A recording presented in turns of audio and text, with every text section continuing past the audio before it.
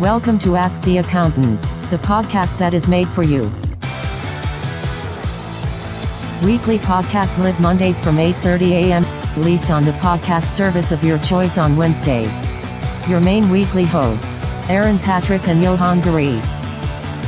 Got something to ask? Submit your questions below or ask during the show. Podcast loading. We are currently getting everything set up behind the scenes, so sit back, relax, and we will be with you in a few seconds. Enjoy. Good morning, ladies and gentlemen, and welcome to episode number 45 of Ask the Accountant. As always, we are live, even though it's a bank holiday Monday. Aaron and I have got nothing better to do than come and talk to you guys, our wonderful audience, continuing the weekly streak that we are on. However, we may all notice Aaron has either joined a band in a country band and plays the guitar, or he's somewhere else. Aaron, how are you and where are you? Yeah, for those eager-eyed of you, I'm not in the studio. There's 4 reasons for that, so I'll explain all 4. The first one was we had a bit of a complaint, although you have kind of solved the complaint. You kind of ruined my skit here. We've had some complaints that people can't actually believe you about your weather anymore in Edinburgh.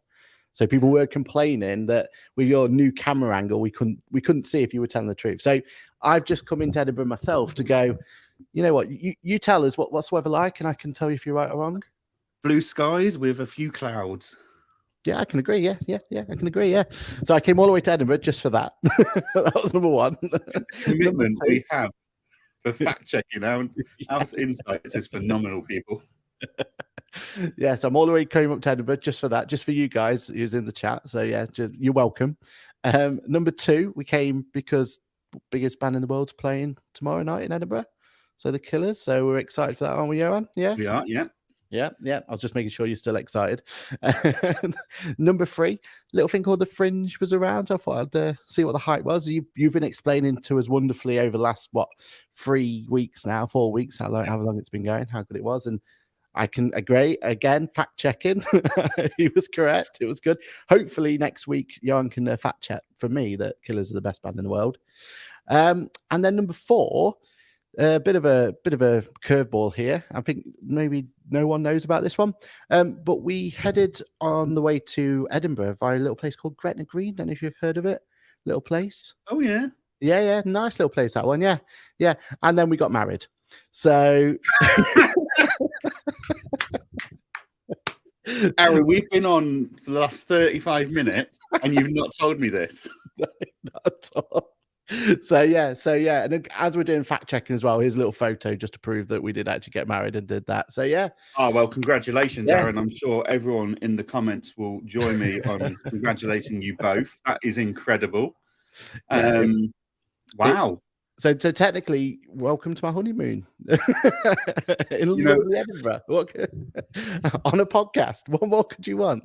Aaron, so, yeah, people are talking about us already, and now I'm spending time with you on your honeymoon. Yeah, I feel like I had to get married quick, otherwise. But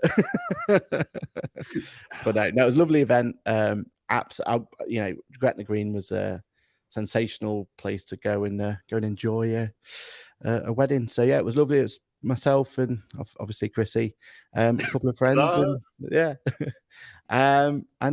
was lovely. So yeah, it was a good little event, and yeah, a bit of a curveball there for you at the start of the show. Scrap all the rest of the news. That's the news. That's incredible. I'm so pleased for you both. Oh, thank you. Thank you. Wow. Wow. That's I'm a bit lost for words. It doesn't happen very often. But... First time we've ever done it on this show, eh? Yeah. I mean, where to even start with that? No, that is absolutely fantastic, and I look forward to toasting you both later today, and going out for dinner tonight, aren't we, as well, with my good lady? So yeah, and then Killers tomorrow. It doesn't get much better, does it? So yeah. Wow. And obviously now you've got to think of all those tax benefits I've got from it. So I'm just, It was the right time from a tax point of view. So I'm joking. But yeah, no, it was. We're both very happy. So yeah, it's good. Very good trip to Scotland so far. I'm impressed with the place. Good. I mean, wow. Just wow. No, that's incredible news. Congratulations to you both.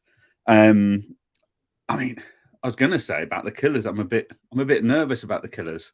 So I'm not the world's biggest music fan. Never have been. I enjoy it on the radio and stuff. I think the biggest kind of musical type of event I've ever been to is the Edinburgh Military Tattoo. Okay. So yeah, I've been to gigs and stuff with the wife. She enjoys her music. Where we are sat, like we're in a pub or maybe a town hall is the biggest.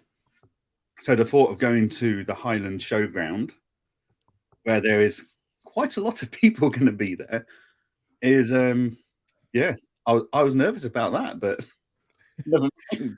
Well, to make it easy for you, we got you the VIP experience, so you're going to be all right. It's going to be okay. Yeah, we got our own little area, so oh well, there we go. There's a bar area. It'll be fine. We'll Fantastic. Well, God, accounting web's going to be full of news.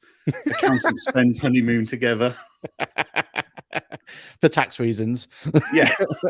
It was more taxable benefit. That's why we did it. Oh, dear. But no, okay. Moving on, because, I mean, everything else is going to pale in significance, really, throughout the rest of the show.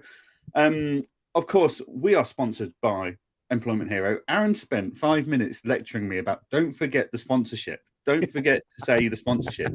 And he blows me out the water with news like that. And I'm like, oh, crap, sponsorship. So, unlike Aaron's wedding, Ask the Accountant is brought to you by Employment Hero, our favourite HR and payroll software. It's an incredible tool, and we will come back to that shortly with another insightful video from producer Lizzie again this week. I think we're going to replay one because we want to check that it's still your favourite. But before we go into all of that, let's go into the comments because they're filling up very quickly. So, Aaron, I believe you've got control. So, Paul says, good morning. As does Kirsty. Kirsty then says, oh, congratulations, as does Paul. Is that because I've got a guitar in the background? No, that is because you've just signed your life away. Nick Romney says, congratulations, Aaron and Mrs. Patrick. Kirsty says, you've even lost your beard. Yes, yeah. You were groomed for the event. Yeah, exactly. I was made to wear a suit and everything. Paul says, we're surprised you didn't make the trip down here to Portsmouth for victorious Aaron's wedding. Sounds more important, though. Yeah. IntelliTax Accounting, making tax easier, says, good morning, good morning. Kirsty says, but your trip isn't wholly and exclusively for work. Well, we can make an argument for that. We've got a couple of days worth of planning of podcasting and stuff. It's fine. Exactly. And we know this whole podcast came from being in a pub. So imagine what we can do after we've been at a gig together. The world's our oyster, really, at that point, isn't it? It is, yeah. I mean, yeah, you came up to Scotland, you got married. You spent a lot of time in your honeymoon with Johann. Oh dear. This is not going to help the Anton Deck stories. No, not at all. But yeah, no, that's just incredible news. Right, and on to the less important news of the world. There was a party, and it wasn't just Aaron's wedding party. There was a party in Australia. I mean, I think Australia is always having a party of some sort, aren't they? You'd have thought so, wouldn't you? Right. But yeah, no, it was ZeroCon for those who missed it. If I'm honest, there wasn't as much coverage on the socials in the UK as I was expecting, considering this was their one event a year. And from what I heard from the event, I wasn't overly impressed, shall we say, with their excitement with their new features. But basically, from what I could tell, they're doing a little bit of this and a bit of that just to make things talk better to each other in Xero. They were going to put some AI behind Xero Central, which is basically their help desk. So, you can't call them already. At the moment, you can email them and wait 24 hours, or hopefully this new AI chatbot's going to give you a response quicker.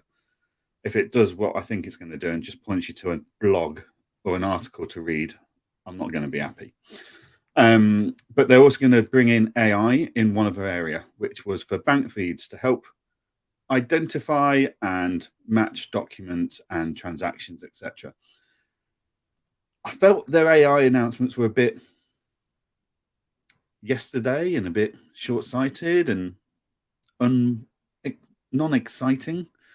Like when you've got the likes of SIF Analytics, Fathom, QuickBooks, all Carbon, Pixie, everyone announcing that we're going to be able to do this in the next year, we're going to be able to do that, and all the Xero turned around and said is, oh yeah, we're going to use it to try and improve the accuracy of recommendations for bank match. It's like, cool. Everyone else has been there for years. Like, how much more accurate can AI make it, really? So yeah, Aaron, apart from planning a secret wedding, have you had a chance to look at this news and have any thoughts on it? Yeah, it's one of those, isn't it? Like, we've already had this conversation about Xero, that they're in a point where it seems like they're happy with their feature set. Well, they've certainly made the splash in the news about the fact that they're, getting rid of X amount of staff. And we've had the conversation before about they feel like this is their moment where they're starting to try and go from just making all these losses to actually finally making a profit. And to do that, they're going to have to get rid of X amount of development staff and X amount of this staff and X amount of that staff. So we're at this point where we're quietly content with the fact that Xero have decided this is their feature set and they're happy to run with it. I feel like all they're doing is making sure they're part of the conversation. They're just not really bringing anything to the conversation, right? They're like, well, you guys are doing AI, we'll do AI. And that's about it, really. It's much needed what they're doing. If you look at what QuickBooks have already talked about in terms of how they're going to implement AI in terms of bank match and everything else, it's going to be the same sort of concept. I'm surprised Sage haven't jumped on this bandwagon yet, and they haven't brought in the AI matching tool, etc. But I feel like Xero's just kind of. I mean, technically, doesn't Sage need to connect to the internet first? Yeah, can Steam-powered machines do it? I don't know. We'll see. We've got some Sage experts, maybe in the chat, maybe they're not. But yeah, I'm sure they'll let us know if there is any AI goodness. I mean, in Sage's defense, I think Sage Accountant's got a huge amount of potential. Yeah, with AI, Sage in theory has probably got as much, if not more, anonymous financial data it can pump into an AI tool to power and teach it. But it's whether it can actually access that information because it's on servers, it's on computers, etc. I'd imagine there's no agreement between the end user and Sage to use that data in that respect either. Yeah. Whereas cloud was always we signed our life away, right? Like that was the whole point. They held the data. They got to no. What you did this weekend was sign your life away. Well, yeah. So yeah, I do feel like with Xero, they're in the conversation at least. There's not that much that they can kind of bring to the table in terms of wowing us at this point. It just seemed to be like just presenting like an option for AI. So yeah, we'll see. We'll see what they bring to the table, if they can bring anything new or anything. But I wasn't blown away. But then was I expecting anything? With everything that's going on with them, they're kind of happy to be feature parity, then do it. And as we've said before, the only problem with this whole conversation is the fact that means that they're not pushing the boundaries. Like we're not having that two-way fight, right? And that's what we want. That we want those two-way fights. We wanted them to come out on stage and say one more thing and bring out this wonderful feature that no one's ever thought of before. Yeah, I just feel like if they can't do it at XeroCon Australia, when can they do it? But they've got news, haven't they, when they're next back? So maybe they're saving all the news for that. that was the only other significant announcement I saw. Was so ZeroCon's always been planned. So let's go back. Last year, Zero announced they'll only do one ZeroCon a year. This year was Australia. Next year is due to be the UK. But for some reason, they've now decided actually we're going to do two next year, the US and the UK. Now, I know they are trying to do a big push into the US. Like if they can break into the US properly, they can give QuickBooks a run for its money, etc., etc. But they've been trying to break the US for decades and gotten nowhere. But what was interesting, I did see a lot of US-based people being imported into Australia for ZeroCon. Okay. So there was quite a big representation from Carbon at ZeroCon. Jason Stats, who is a bit of a social media accountant type person. He's got a fantastic daily podcast and YouTube and stuff. He was taken down and he had a main stage session at ZeroCon and stuff. So I do feel they're trying to make the US feel more embraced by Zero to try and break that market, which is a great way to do it. So USA and UK next year for ZeroCon. Any thoughts? Yeah, I mean, it's weird that they've kind of done two at the same time, but I suppose it makes sense. It's almost like it's East versus West, isn't it? And maybe that's their thing going forward. They'll do an East and a West, and then that's how they'll kind of carry forward with their announcements. And thinking back to some of the QuickBooks announcements and in the past, and maybe we've just set too high expectations for these events. Like we've said a lot of times, one of the benefits of doing these events is being there in person. We know like that's where the benefits from, right? Talking to like-minded people. The announcements and stuff are good, and they're good conversation topics. But I suppose maybe we need to stop having such high expectations for them.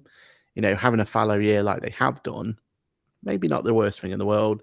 Maybe it just means that they can concentrate on just building that network and building the conversations and having that sort of elements. We don't know what the other topics were. They may have been brilliant, right? Jason being on there and everything else might have been a really, really worthwhile event for them that made it worthwhile. Whereas I think definitely for you and me, we just go in there waiting for the big announcements, don't we? And that's not the case, is it? And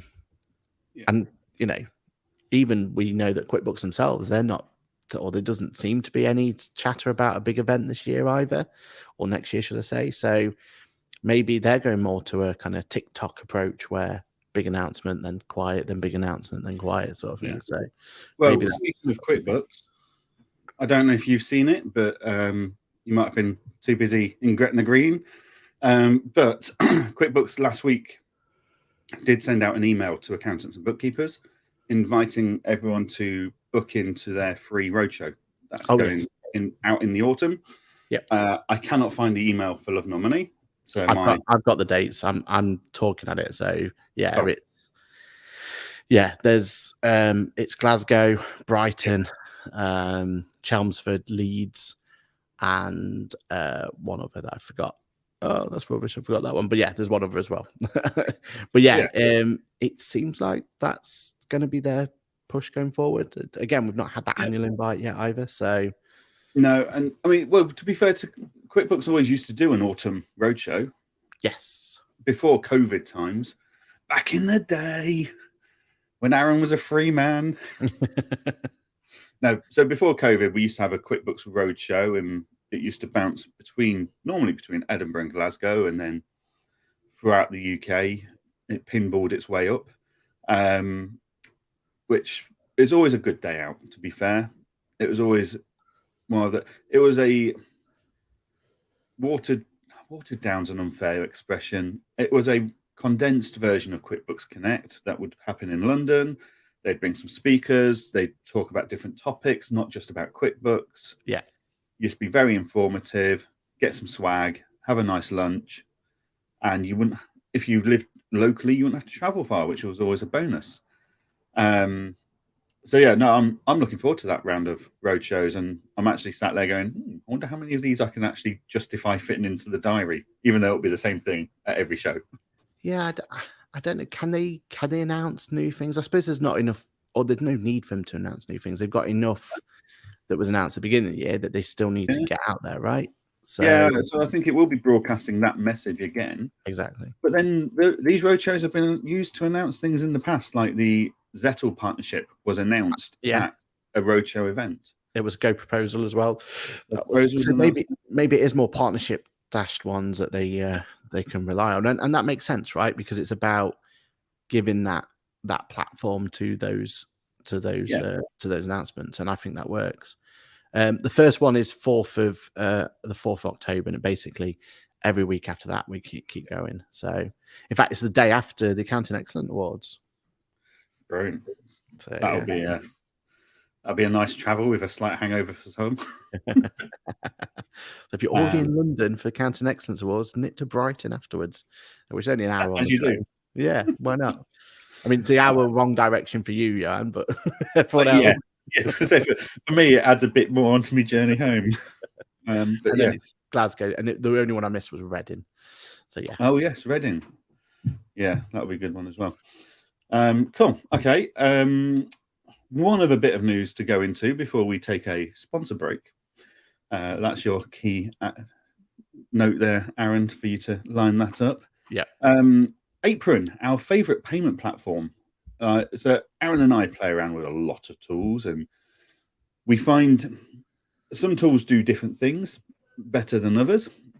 So we still love Cresco for their immediate payments of one-off invoices, etc.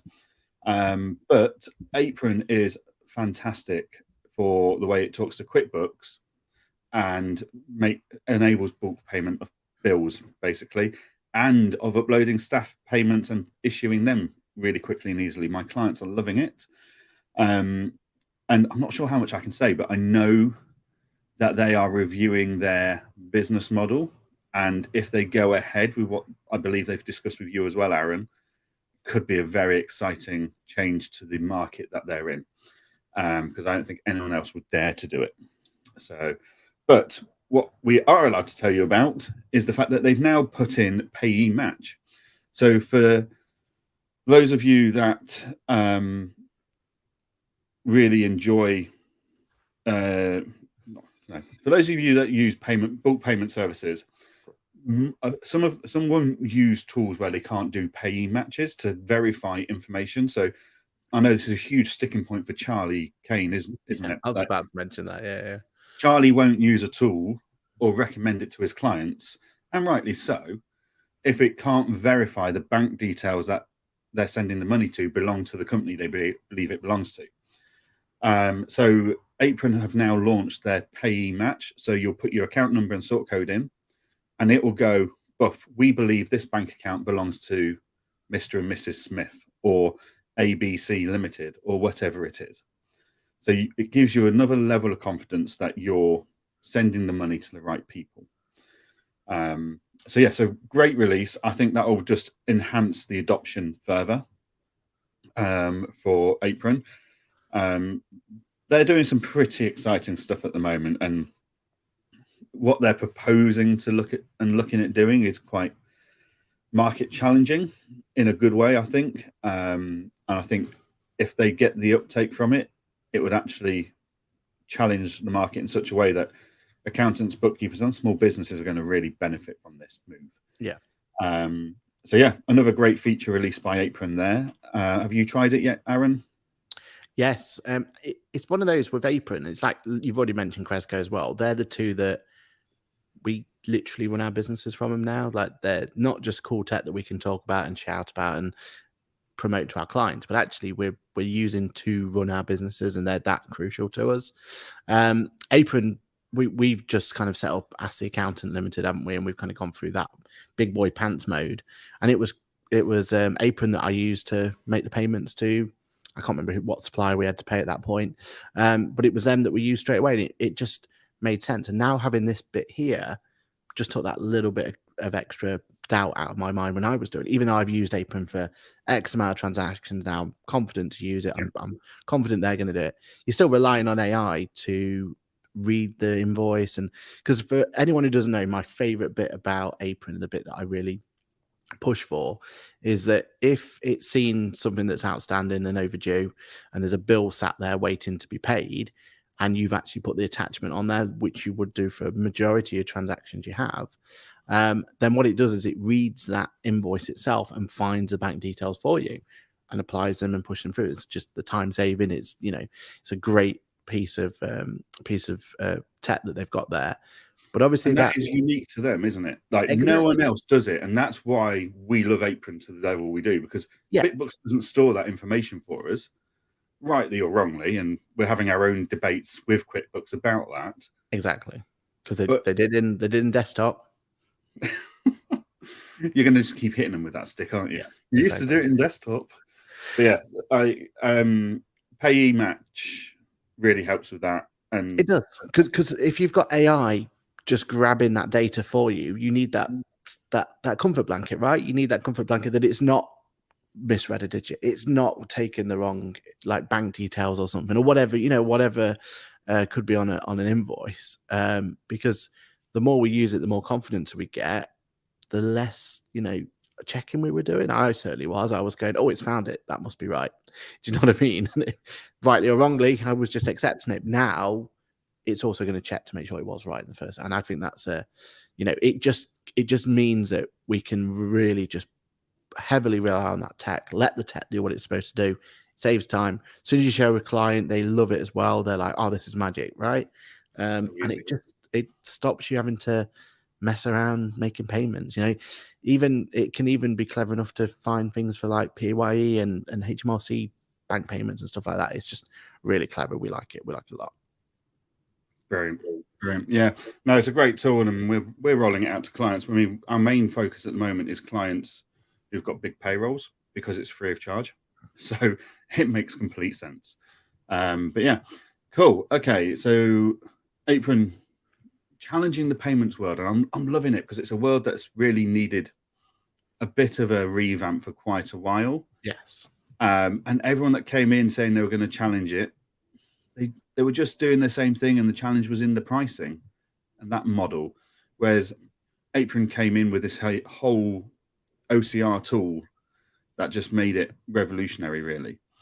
Brilliant. Okay, let's go to a sponsored ad break. This episode is brought to you, as always, by Employment Hero. Employment Hero is a fantastic tool for payroll and for HR. It's a tool that my own team have been really enjoying. So obviously a couple of weeks ago, I acquired Joe Wood's virtual FD service. So we've already modernized their view of HR and payroll by introducing KeyPay to them, both as employees. So they've got their KeyPay app for their pay slips, and they've also got their KeyPay, Employment Hero. So they've got the Employment Hero app for their pay slips, and they've got the Employment Hero Swag app for their HR. So they've got access to all their contracts, the policies, the benefits, etc., all there in one place. And they are loving life. And they're already talking about how that's going to be beneficial to their clients rolling out in the future as well. So Aaron, let's roll the ad. Ask the Accountant brings to you Employment Hero. Are you ready for a new era of work and pay? Say hello to Swag, the world's first employment super app, redefining the way you work and get paid. Swag combines easier work, exciting careers, flexible pay, and exclusive benefits into one revolutionary platform.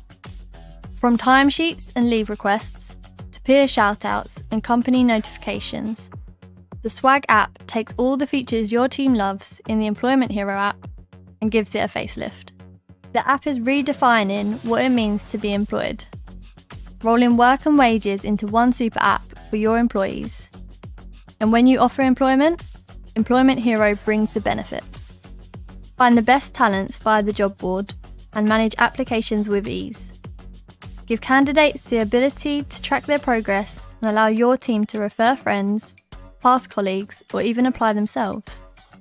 Say goodbye to the old ways and embrace the future of employment with Swag. Visit employmenthero.com to learn more about Swag, the world's first employment super app. Don't you love it when I talk about something and then the ad backs it up? Like, I had forgotten that the ad had Swag mentioned in it. So yeah, I very pleased with that. Great segue. Yeah, we rolled out for the first time their recruitment drive tool. I forget what it's called. But they have a fancy name for it, don't they? But it was so simple. Like, literally, you just find someone else in your organization with a very similar job that you're looking for, and you click one button and it starts generating it for you. It's got AI involved in terms of what the job thing would want to be, what the job title is going to be, or the job description is going to be. And then it really just kind of just needs that bit of information for you, how many hours are expected, what location, and everything, and then it's done. And now we've got a screening process for the first time ever. Like, we've never had that before. We've just had to do that ourselves. So yeah, we're looking forward to seeing what the results of that's going to be and how that goes along. Fantastic. Yeah, let us know how you get on with that. It's not something we've had to use yet, but always interested to hear about that. It's going to be exciting. But yeah, right. Let's just refer back to our comments quickly. So Lorraine says, "Good morning, morning guys. Bank holiday, working on re-enrolling pension stuff today." I'm not sure that's each to their own, Lorraine. But yeah, it is a bank holiday Monday for most. Not in Scotland. No bank holiday in Scotland today. Oh, is it not bank holiday in Scotland? No, in Scotland we have our own bank holidays that everyone ignores instead. Oh, so it's a bit of a mess in Scotland. But if you had bank holiday in Scotland, you could have had one extra day of the fringe, surely. Well, that's it. Exactly. Yeah. But yeah, hey ho. Paul Keating says, "Congratulations, Mr. and Mrs. Patrick." Paul W said he loved the old Connect days out. Did a talk at Mercedes-Benz World at once. Yeah, they're fantastic days out. Kirsty had a lovely session with Olga at Apron. Yeah, Olga's lovely. Aaron and I have both been having quite a few sessions with them recently about various topics we're not allowed to discuss. Just like everything else in our lives at the moment. And Kirsty said it was nice for a client that only had supplier name, say Fred. It read the details and said close match and suggested it was for Fred Blogs Limited. Fantastic. So not only is it just going, we don't agree, it goes, we don't agree, but we think it's this. Is that right? And you can go, yes, that's right. So yeah, Apron's payee match, great little tool there. Right. I'm going to mix up the order here slightly. Yep. I want to talk about something that's very important. And I think any software providers out there listening need to take heed of this. Aaron, you did a video, not such a positive video, shall we say, about the new fixed asset register that's coming to QuickBooks in the USA. From the point of view of, if this is coming to the USA now, we can normally expect it within the year in the UK. That's the time, because when we release stuff in the USA, it kind of goes USA, Canada, UK. That's kind of their roadmap normally. So you thought you'd get a head start, like you always do with these QuickBooks Advanced features. Fixed assets, it's going to be released into QuickBooks Advanced, which will mean it'll probably be in QuickBooks Advanced for the UK as well in the next year. Yep. Overall, not a positive video. We'll leave it at that, though. We'll let viewers go and watch that on your QuickBooks chat channel on YouTube. There you go. You owe me another couple of subscribers. But one of the topics you covered in it, which really got me thinking, especially with my client engager hat on, was if you're coming to the party late for a feature, as a minimum, you've got to offer feature parity with the competition. But ideally, you need to be excelling somewhere to justify the delay. Because the theory being that, so if we take Apple, our favorite hardware friends, they this year are rumored in the next couple of weeks to be launching the iPhone 15 Ultra with a telescopic camera lens. Now, what that means is you get more more manual zoom on your camera lens. And Apple have been building this for a long time, because Samsung and all the Android competitors have had telescopic lenses for ages. Yep. But the quality hasn't always been great. Less so of an issue in Samsung, for example, but some of the cheaper phones, it's not been great. And Apple will come to the market and they'll deliver the feature, and there'll be something about that hardware or the software powering it that not only just brings it on par with everyone else, it excels what everyone else is doing. And you were very much of that opinion for QuickBooks Fixed Assets Register. Like, Xero have had this for ages. Yep. Net has been in existence for ages. Free Agent have got their own asset register stuff built in. QuickBooks surely have gone, well, that's what they're doing. We're going to match that and improve on it. Yeah, and remember, it was for their premium product as well. And it's for their premium product. So this is technically behind a paywall.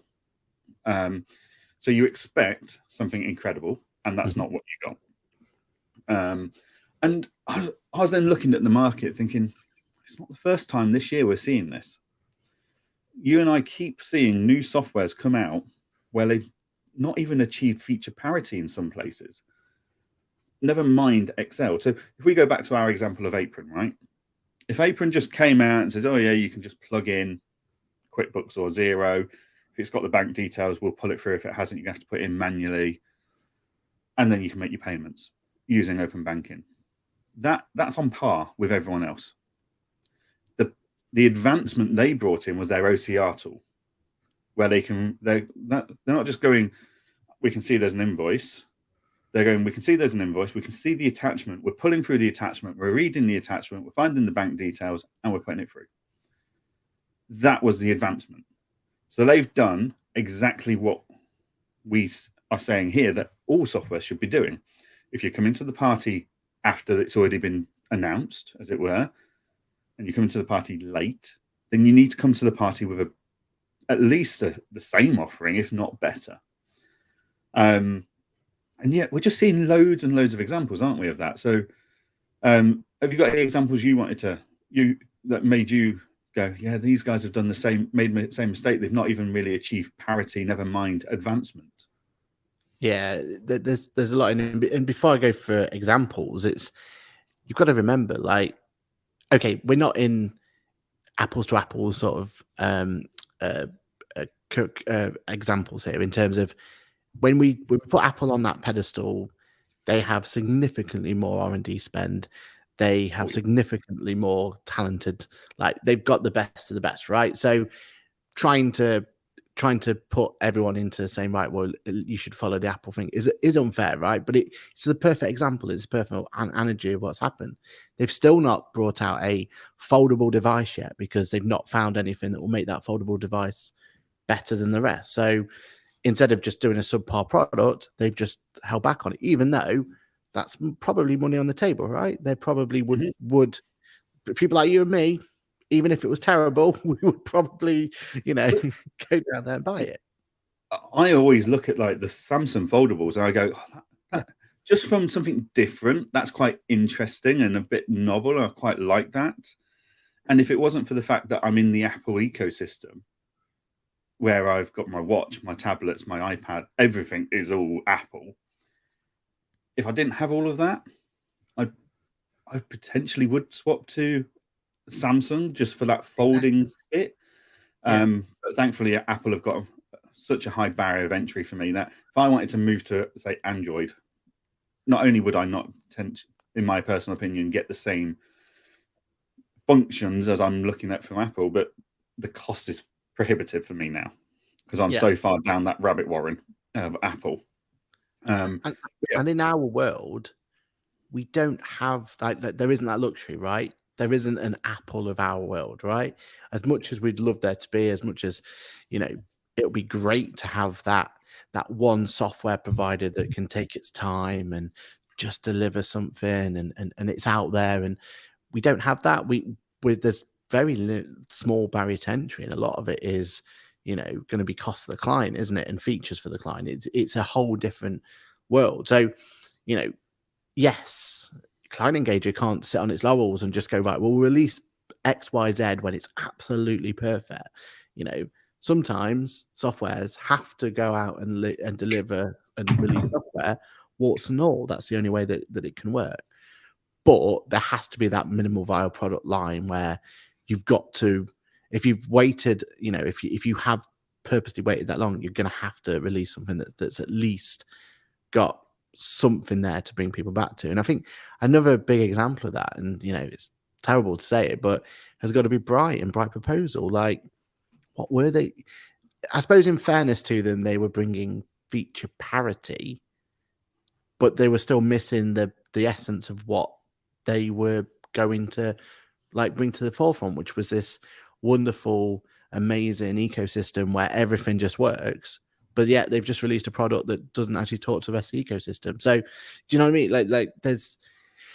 It's a really tough one. And I know that from development point of view, there's a lot of costs involved and they need to start recouping that cost sooner rather than later. And all that is completely and utterly tick, agree. And if we just put our accountant's hat on and we were advising them in their product life cycle, of course we would say, get it out there, get some money, get some return on investment straight away. I just feel like we've got to be more mindful of it. And items like the fixed asset register are just going to hurt the brand overall, because it just makes it difficult for you to then get excited about the next big thing, because you think, well, they dropped the ball on this one when they've had so long to build it. Why should we get excited for the next big release? And from your point of view, like your hat, it must be, I know that you have such a huge product list and release schedule and everything else. And I know, you pride yourselves on, let's make sure that the community can decide what goes and what the order is going to be. But there must be so many internal conversations for yourself going, but we could just release this tomorrow and it'll get some buzz and that'd be great for the bottom line. But ultimately, you've got to make sure that it's a worthwhile release, right? Yeah. I mean, the way we release stuff is, we'll always release what we call phase one, knowing that we're going to come back to it and improve it going forwards. But phase one isn't complete and ready for a release until it's on par with everyone else or better. Or we can turn around and comfortably say, look, the functionality is there. It doesn't look as sexy as our competitors, but the functionality is there and you can do it from day one. And we can't justify doing any more to it just now because, remember, we're giving this to you for free. This is a free new upgrade. We're not increasing our prices because of it. So if you look at, let's take proposal softwares, okay? Yeah.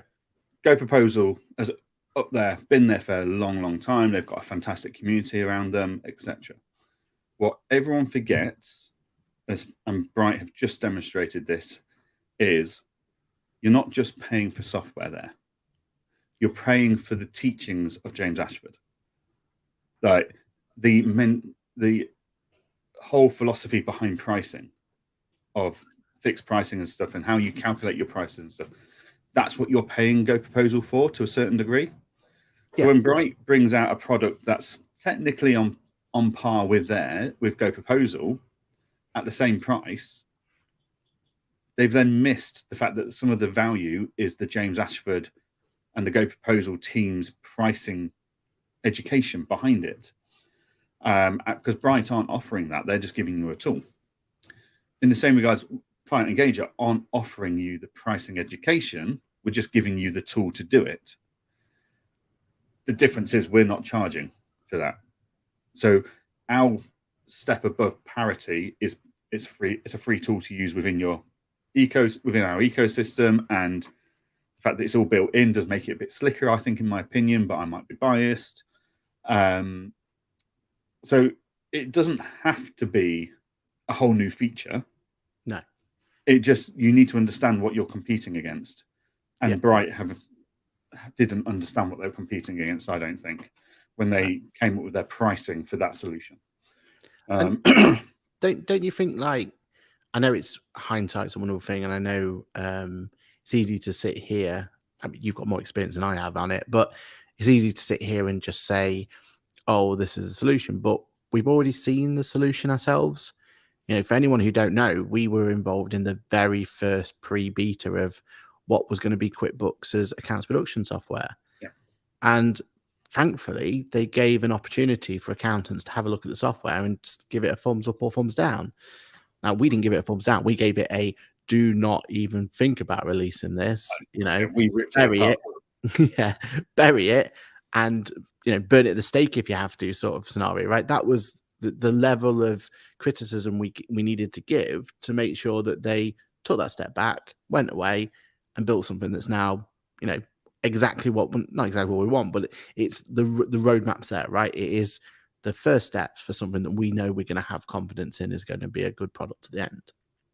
And that's difficult for software providers because it would have been so much easier for them just to release it there and then in that old state, but they had to take that year or year and a bit, however long it was, to come back with something that was actually set expectations, would actually get that conversation going, would actually have opportunities. Because we've seen it before, like it's all well and good doing this, let's just release a minimum viable product and hope for the best. But the danger you have with that is the minimum viable product will be so bad and so terrible that people write it off from day one. And it doesn't matter how many updates you bring, doesn't matter how many bells and whistles you put to it, their expectation, they've already been burnt, the fingers have been burnt, and they just remember what they had before, and it's really difficult to bring them back. And it becomes chicken and egg, doesn't it? Because a lot of these minimum viable products ideas are let's release something. If it goes really well, we'll plow a lot more resources into it and we'll make it what it should be. But if it doesn't go very well, it was a misstep and we'll move away from it. But sometimes that minimum viable product being released at the state that it was is the reason no one's talking about it, the reasons no one using it, because it's unusable. And that's a really, really difficult tightrope to walk, isn't it? Definitely. I mean, as you say, we could have released forms in Client Engager. Technically, if I pushed, we could have done it weeks ago, but it would have been on par with what Accountancy Manager offer, and we wouldn't have got the sustained buzz that we were looking for from it. We wanted our forms to be just so much more powerful and useful. Are they going to be as powerful and useful as potentially Google Forms or any other form specialist softwares? No, of course they're not. We're not aiming for that. We're just trying to take what's already on the market built into practice management softwares and take it up a notch and offer a slightly better offering. But we've held off from releasing it until we know we've achieved that next step up, which from the point of view of the guy who's sat talking to the community is exceptionally frustrating, because I'm sat there going, come on, we need this, we want this, it's holding us up, it's delaying all the other great features we want to do. But I know in my heart we cannot release it until it is ready to be released. We need that minimum starting step for us to start to launch it. And that just takes a bit longer. It's there's a lesson to be learned out there, I think, for a lot of software vendors that come to the market with we've got this. And I think anyone with investors behind them is under more pressure to do it, because the investors want to see you on the market, and they don't always comprehend the damage they're doing to their own brand, their own self, by rushing it. If I was at Bright and I had Bright proposed ready to go, I wouldn't have released it until the integration with Accountancy Manager was bulletproof. Yeah, exactly. Regardless of investors pushing for it to be done. That's your way of going, right, okay, that's our USP. That's something that no one else can do. That's, ironically, that's something that Code Proposal can do. You know what I mean? Like, that's doesn't work. But I feel like we're at such a mature area in terms of software development at the moment, whereas 3-4 years ago they could have got away with it, right? Like you could release something, maybe it's a bit ropey here, maybe it's a ropey that, but we were just happy to have something. Yeah, we were just happy to have something to enhance our business and enhance our practice. Now, such a competitive market, there's so many options out there that you've got to be bringing something that's bulletproof if you're going to be late to the party, and that's the difficulty that the software developers are going to have, you know. And if you want to put it behind a paywall, definitely you're going to have to bring something to the party, because we've got so much options out there, haven't we? Yeah, definitely. And speaking of, you know, like I talk to a lot of startup softwares, and there's a lot of people trying to get into the AML space at the moment. Yeah. And you know, improve efficiencies in AML checks and stuff. And I keep saying to them, look, your pricing model is far too expensive compared to what your competitors are doing. Their main competitor in the UK is like Verify or Zama. Verify is cheap but very basic of what it offers. Yeah. And yet Zama have just launched or just announced this weekend a new subscription model for more advanced checks, for more advanced features like ongoing monitoring of PUP and ID checks and stuff. So the bit I've been saying to these AML tools, this is where the hole is in the market. Zama have just filled it. Like, they're moving quickly to keep on top of it. Ignore the thumbs up bit. On if you're watching this and you just saw a thumbs up on the screen, I apologize. Apple's got a new feature in their software that recognizes hand gestures, and then it puts a thumbs up for me, and it's really irritating, even though I'm using my thumb to point behind me. So you know, you've got to move quickly in this software market at the moment, and that's the edge client engager, Zama, and people have got at the moment, is we can move leading quickly to fill those holes compared to the big boys. But yeah, you've got to be on par, and that's really difficult when, you know, small businesses, dynamic businesses like Zama are coming in and filling the hole which you thought you had as a advancement before you have time to even get on par, never mind the advancement. So it's a real challenging market, but software providers need to stop releasing subpar products because it is damaging their reputation. As simple as that. Quickly go through some of the comments. Paul says at least there's one software company offering major updates in the form of forms. Client Engager is, yep. Congratulations to Mr. and Mrs. Patrick again. Sometimes fans are too easy to approve stuff that's not actually that good. Yeah, we do just kind of say, oh, that's amazing, even just because it's our favorite software. BTC. Sorry. We won't go there. Kirsty said she felt bad in a review session with QuickBooks about practice management software. It just didn't do the basic things I expected for clients already imported from QB. Wasted opportunities, things it should know. Yeah. Aaron can't say anything on practice management in QuickBooks because he's under all the NDAs in the world. And I'm not involved for ethical reasons in that area due to my allegiances to client engager. All I can say is it's named. The name doesn't help it. If it was QuickBooks task management solution, would be absolutely spot on because it is a fantastic task management solution, but that's all I will say. Cool. Okay, no problems. Right, we've only got a few minutes left, Aaron. So I believe you've got an update for us on Translucent. So anyone that doesn't know what Translucent was, it's a new software that's come into the market that has been launched by basically half the X0 team from what we can work out. There's some really big names behind this bad boy. We covered it a few weeks ago. But Aaron, you've got some updates on it, I believe. Yeah, so they've got a 5 million funding round, which is going to obviously help with their investment.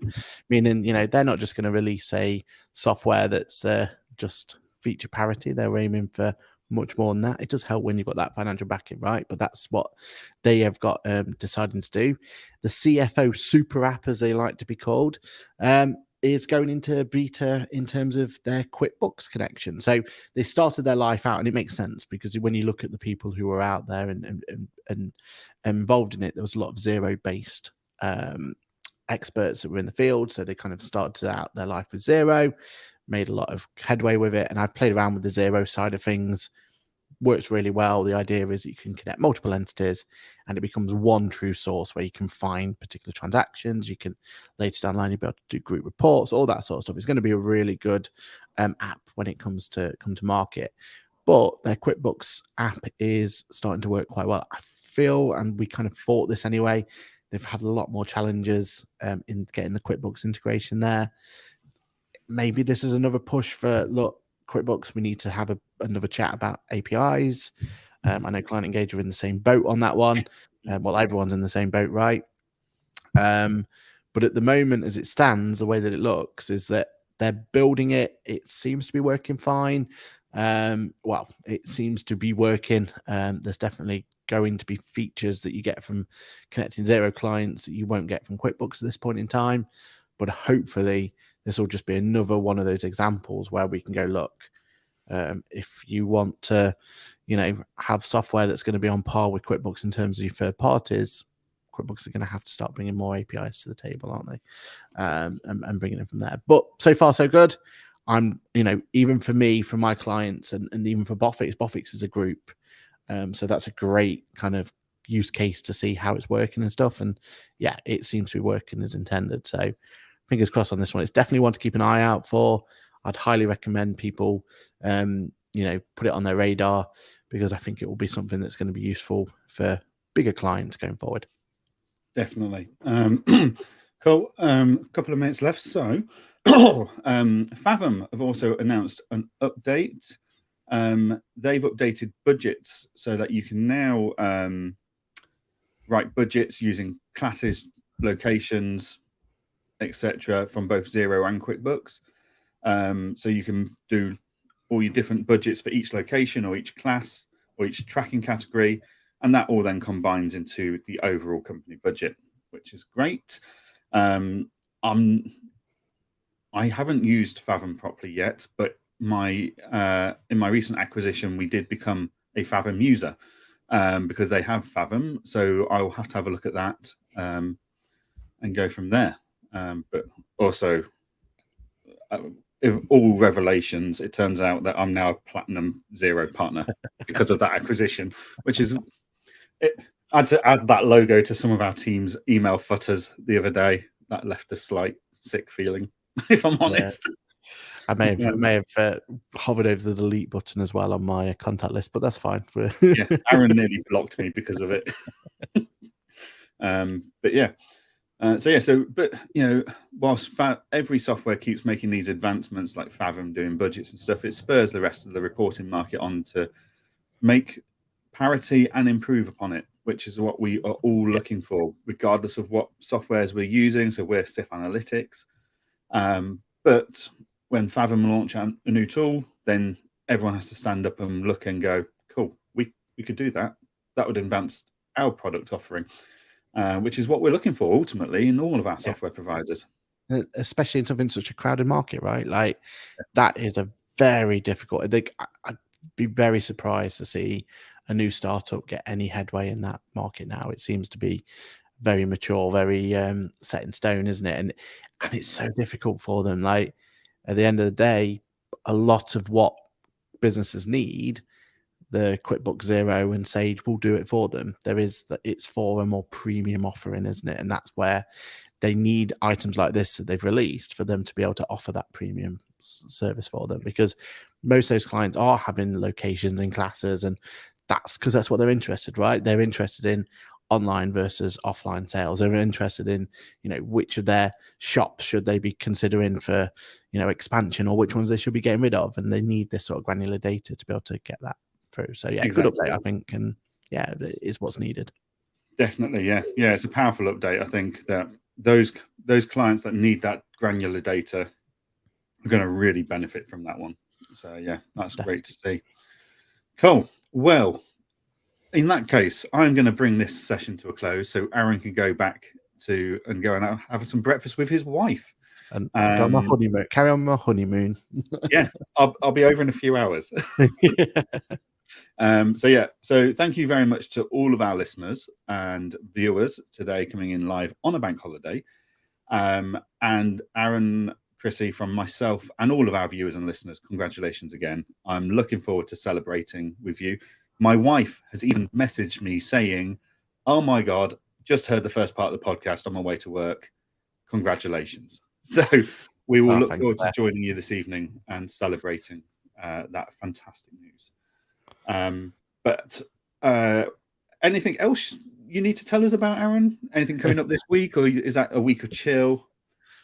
Yes, it's going to be a week of chill. Obviously, get to see the Killers. That'll be amazing. And yeah, I feel like it's we can finally chill. I mean, Chrissy goes off to India in a few days time, so there's also that to contend with. So yes, timing was never our strong point, but it's we're very happy about it. But it's all right because while Chrissy's in India, you and I are catching up a few times, aren't we? So exactly, yeah.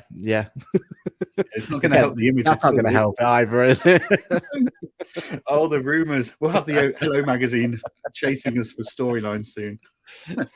But yeah, brilliant. Well, thank you very much to everyone that's joined us today. Of course, don't forget that you can leave comments. Join us live every Monday morning at 8:30 a.m. or you can listen back to us on your favourite podcast or YouTube channels. We are on all the socials, so always leave comments, even if you're watching us back later, and we will come back to them if we can. And thank you very much, as always. We will see you all next week. Cheers, everyone.